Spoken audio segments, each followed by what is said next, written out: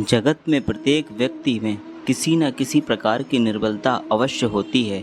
जैसे कोई बहुत तेज़ी से दौड़ नहीं पाता तो कोई अधिक भार नहीं उठा पाता, कोई असाध्य रोग से पीड़ित रहता है तो कोई पढ़े हुए पाठों को स्मरण में नहीं रख पाता।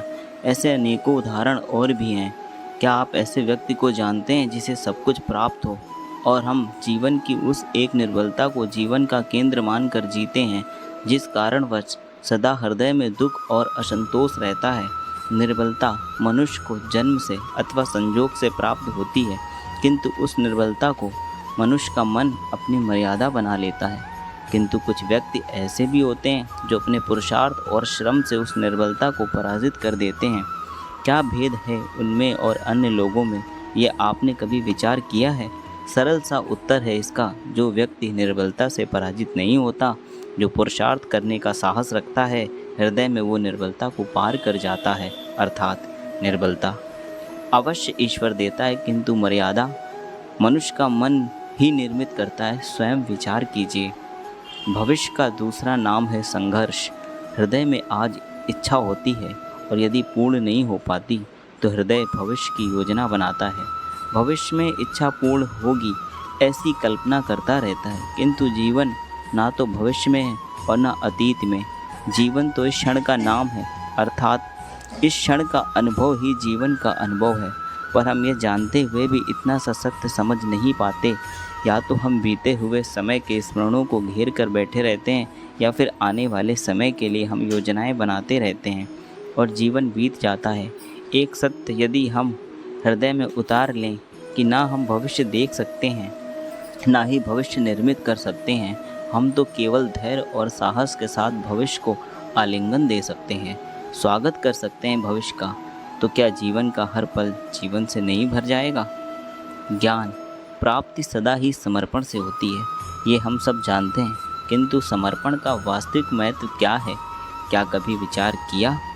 मनुष्य का मन सदा ही ज्ञान प्राप्ति में अनेक बाधाओं को उत्पन्न करता है। कभी किसी अन्य विद्यार्थी से ईर्ष्या हो जाती है, कभी पढ़ाते हुए पाठों पर संदेह होने लगता है, और कभी गुरु द्वारा दिया गया दंड मन को अहंकार से भर देता है।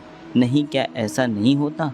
ना जाने कैसे कैसे विचार मन को भटकाते हैं, और मन के इसी अयोग्य स्थिति के कारण हम ज्ञान प्राप्त नहीं कर पाते।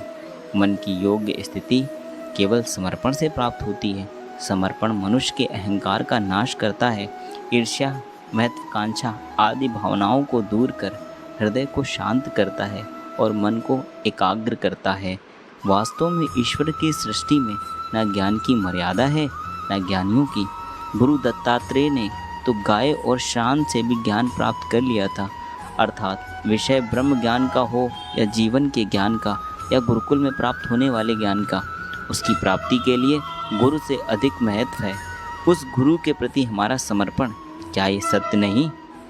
प्रत्येक मनुष्य के जीवन में ऐसा क्षण अवश्य आता है जब सारे स्वप्न, सारी आशाएं, सारी दृश्य ध्वस्त हो जाते हैं, जीवन की सारी योजनाएं बिखर जाती हैं। एक ओर धर्म होता है और दूसरी ओर दुख। इसी को धर्म संकट कहते हैं। जब धर्म का वैन ही संकट हो और धर्म का त्याग ही दुख हो।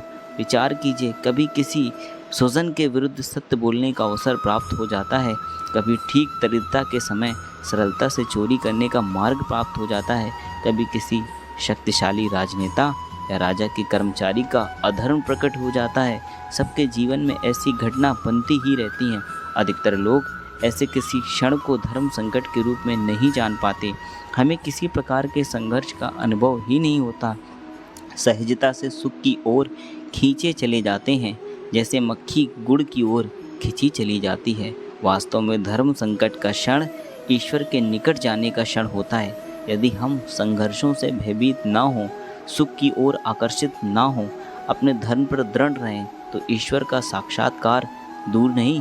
पवन से युद्ध करने वाला पत्ता भी यदि पेड़ से गिरता है तो भी आकाश की ओर उड़ता है। पवन से झुकाने वाली घास वही भूमि पर रह जाता है। सरस्त धर्म संकट से यदि हम संकट को ही टाल दें, सुख तो मिलता है, जीवन बढ़ता है, किंतु क्या चरित्र नहीं टूटता? क्या आत्मा दरिद्र नहीं हो जाती? क्या ईश्वर से अंतर नहीं हो जाता? स्वयं विचार कीजिए। दो व्यक्ति जब निकट आते हैं तो एक दूसरे के लिए सीमाएं और मर्यादाएं निर्मित करने का प्रयत्न अवश्य करते हैं। यदि हम सारे संबंधों पर विचार करेंगे तो देखेंगे कि इन सारे संबंधों का आधार यही सीमाएं हैं जो हम दूसरों के लिए निर्मित करते हैं। और यदि अनजाने में भी कोई इन सीमाओं को तोड़ता है तो उसी क्षण हमारा हृदय क्रोध से भर जाता है। इन सीमाओं का वास्तविक रूप क्या है, क्या हमने कभी विचार किया है? सीमाओं के द्वारा हम दूसरे व्यक्ति को निर्णय करने की अनुमति नहीं देते, अपना निर्णय उस व्यक्ति पर थोपते हैं, अर्थात किसी की स्वतंत्रता को अस्वीकार करते हैं। और जब स्वतंत्रता को अस्वीकार किया जाता है तो उसका हृदय दुख से भर जाता है, और जब वो सीमाओं को तोड़ता है तो हमारा हृदय क्रोध से भर जाता है। क्या ऐसा नहीं होता? और यदि एक दूसरे की स्वतंत्रता का सम्मान किया जाए तो किसी मर्यादाओं या सीमाओं की आवश्यकता ही नहीं होगी, अर्थात जिस प्रकार स्वीकार किसी संबंध का ध्येय है, क्या वैसे ही स्वतंत्रता किसी संबंध की आत्मा नहीं? स्वयं विचार कीजिए। सबके जवान में एक ऐसा प्रसंग अवश्य आता है कि सत्य कहने का निश्चय होता है हृदय में, किंतु मुख से सत्य निकल नहीं पाता। कोई भय मन को घेर लेता है, कोई घटना अथवा प्रसंग के बारे में बात करना या फिर स्वयं से कोई भूल हो जाए उसके बारे में बोलना, क्या ये सत्य है? नहीं, ये तो केवल एक तथ्य है, अर्थात जैसा हुआ था वैसा केवल बोल देना सामान्य